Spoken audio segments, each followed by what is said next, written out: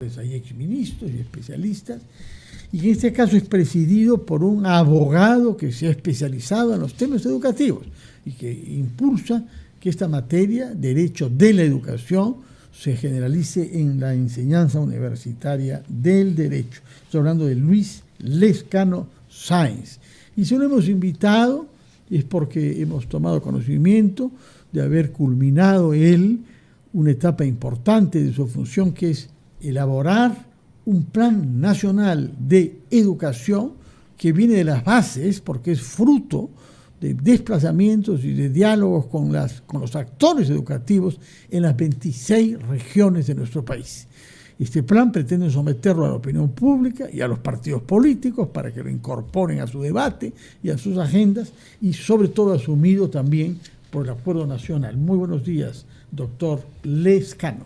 Muchas gracias por este espacio que permite al Consejo Nacional de Educación mostrar a la ciudadanía un instrumento que no tiene precedentes, que es la primera vez que se realiza, y que la manera en que se ha construido sobre la política nacional educativa permite delinear líneas de acción concretas para que puedan ser útiles para los planes de gobierno, cualquiera sea el partido político, y aplicarlas. ¿Nos podría especificar, doctor, cuáles son esas propuestas, esas prioridades, esas líneas de acción que deben tener los planes de gobierno? Sí, con mucho gusto. Son 15 prioridades. No son las únicas, pero son 15 prioridades que tienen que ver con la escuela participativa, con la formación integral en primera infancia, y hay un tema de sumo interés para nosotros, igualmente con la formación ciudadana, que tiene que ver con la ética, tiene que ver con el comportamiento individual en una sociedad que tiene que responder a la equidad y a la inclusión, con la convivencia sin violencia. Hay un tema socioemocional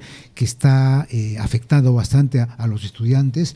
Está presente también el desarrollo profesional docente, el tema de la meritocracia. Nosotros en el Consejo insistimos en evaluaciones y meritocracias, igualmente en esa conexión que debe haber entre la oferta educativa y la necesidad del sector productivo. Estamos ofreciendo carreras y, digamos, sacando profesionales que no está requiriendo el sector productivo, y eso lo que hace es disminuir la competitividad y productividad del país. Son lineamientos genéricos que nosotros estamos proponiendo, y lo hemos ya visibilizado con el ministro de Educación. Se lo hemos entregado al primer ministro, al presidente de la Asamblea Nacional de Gobiernos Regionales también, pero nos interesa especialmente que los partidos políticos entiendan que por la manera en que ha sido construido, tienen que incorporarlo en sus planes de gobierno. Y usted, no sé si usted ha tenido la oportunidad, doctor, de evaluar los planes de gobierno que presentan los diferentes candidatos presidenciales o los partidos políticos que participan.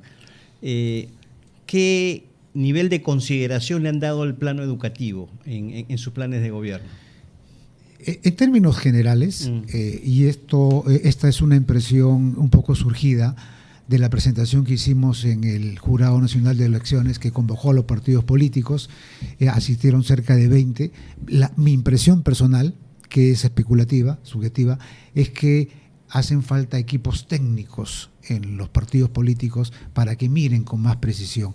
Encontramos diferencias entre unos partidos y otros con relación a lo que han venido trabajando en el sector educativo, de manera que este instrumento adquiere mayor relevancia porque permite que, ya identificado el diagnóstico con líneas de acción concreta, simplemente se implementen, y para eso el Consejo Nacional de Educación ofrece sus buenos oficios para que sea el partido que pueda ingresar, Fernando, pueda aplicar estos lineamientos que se han construido no exclusivamente desde el Consejo ni de los consejeros, se ha construido a nivel regional. Hemos tenido 26 diálogos en las regiones, 2 diálogos de validación con exministros y con rectores de universidades. Es un instrumento que se ha construido todo el año 2025 a lo largo del país y con los actores que deben participar.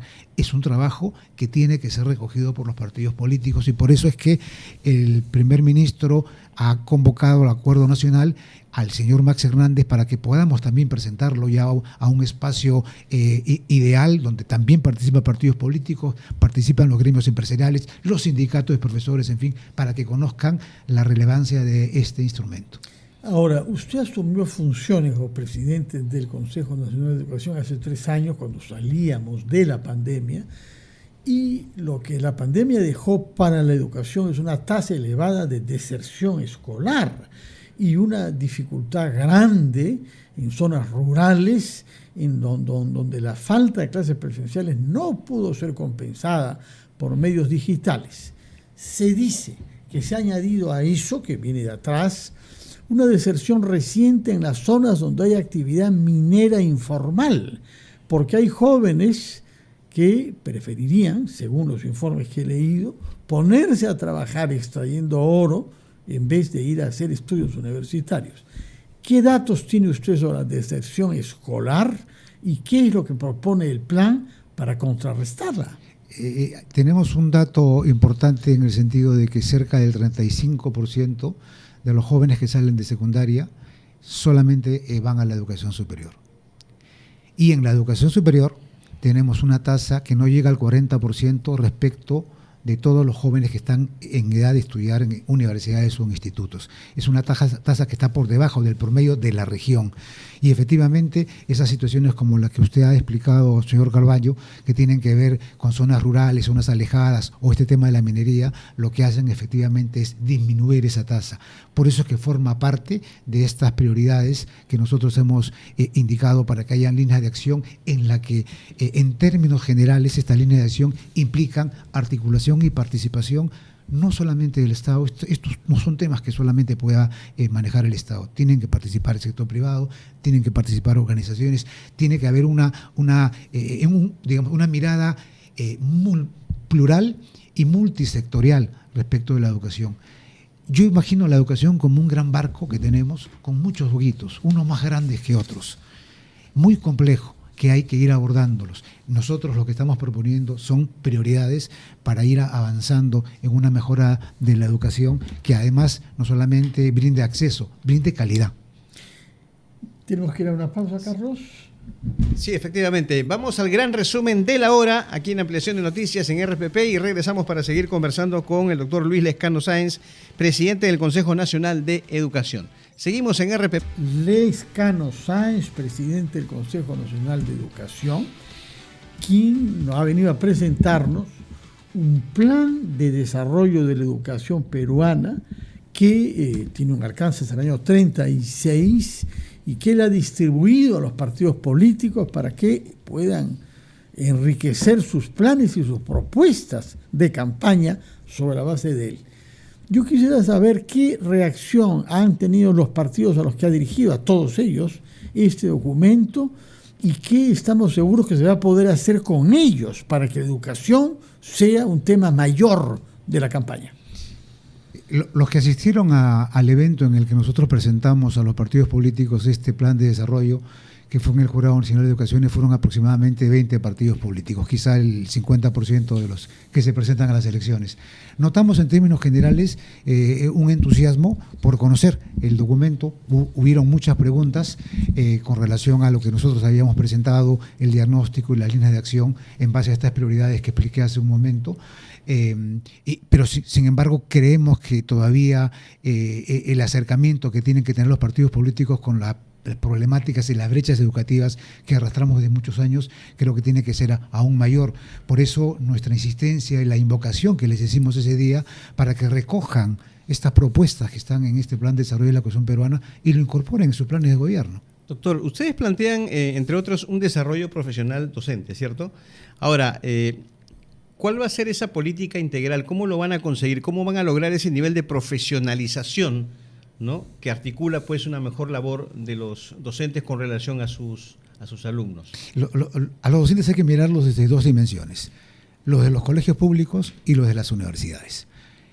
La carrera pública magisterial, que ya está construida, establece un sistema de ingreso, un sistema de permanencia, un sistema de capacitación con salarios que marca una estructura, pero sobre la base de un eje que nos parece importante, que es la meritocracia, que implica evaluación al docente, como tiene que haberla para el estudiante, evaluación como que tienen que haberla para las instituciones educativas a través del licenciamiento que hace la SUNEDU o los sistemas de acreditación a través del CINEASE. En el caso específico de los docentes, nosotros insistimos en que la meritocracia es absolutamente relevante y en más de una oportunidad, yo diría que hasta en 3 o 4, nos hemos pronunciado en contra de los nombramientos que no han pasado por ese sistema de evaluación docente. Y por tanto estamos proponiendo líneas de acción concretas que vayan... Eso el Congreso tiene gran parte de culpa, ¿no? Bueno, porque ha estado aprobando ese tipo de nombramientos. Y no solamente ese tipo de nombramientos, las decisiones de crear universidades públicas antes de fomentar y fortalecer las públicas emblemáticas existentes, San Marcos, la UNI, la Villarreal, la San Agustín de Arequipa, San Antonio Abad del Cusco, la Huamanca, fortalecerlas y crear filiales, están creando universidades públicas, desde mi punto de vista personal, de manera populista. Por otra parte, hay un tema grave que tiene que ver con la infraestructura, incluido también el acceso a los medios digitales. ¿Qué porcentaje de las escuelas de nuestro país se puede decir que cuentan con una infraestructura adecuada? Y esto, subrayo, pasa también por el estado de los servicios higiénicos y del acceso al agua potable. En este documento, Fernando, aparece la tasa del 23%, de tan solo el 23% de colegios que reúnen condiciones de sanidad, techos, higiene e internet, solo el 23%. O sea, estamos hablando de condiciones básicas para que los chicos puedan estudiar. A eso le sumamos los problemas que hay en la primera infancia con la anemia, por ejemplo. Entonces, hace muy complicado que los chicos puedan tener una formación integral desde la primera infancia. Hay líneas de acción para eso, para que se puedan atacar esos problemas, y corresponderá que los partidos políticos las asuman, las entiendan y las apliquen. El Consejo se pone a disposición del partido que pueda ganar para poder implementar lo que el Consejo ha construido a nivel regional con todos los actores políticos. Ha sido en el año 2025 que hemos estado hasta las regiones. Es un documento que además se construye no sobre la opinión de algunos expertos, que pueden ser muy válidas y que consideran que tal o cual punto son brechas que deben atenderse. No. Se hace sobre un diagnóstico que está en la Política Nacional Educativa del Proyecto Educativo Nacional. ¿Y cómo o qué políticas, estrategias se deben plantear, doctor, para una convivencia, ¿no? Sin violencia, ¿cierto? Hablo de el trabajo de prevención, el trabajo de atención y la erradicación, ¿no? Ya sea en el medio escolar o universitario. Hay dos prioridades que me permiten responderte: la convivencia sin violencia y la educación en el tema socioemocional.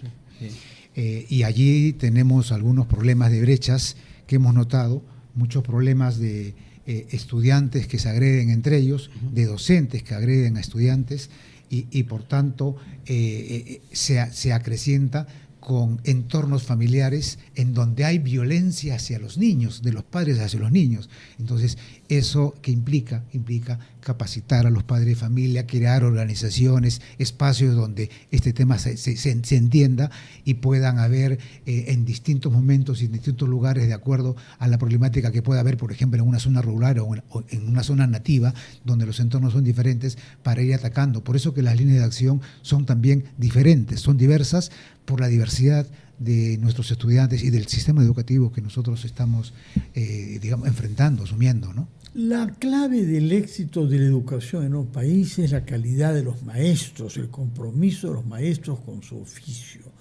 Durante un cierto tiempo ha habido un cierto retroceso en el Perú, porque la profesión dejó de ser atractiva y las remuneraciones eran sumamente bajas. Se ha hecho un esfuerzo considerable y se ha aumentado considerablemente la remuneración. Nunca es suficiente, naturalmente, pero en fin, se ha aumentado. Los países que tienen buenos sistemas educativos son aquellos que han sabido atraer a los mejores a ese oficio.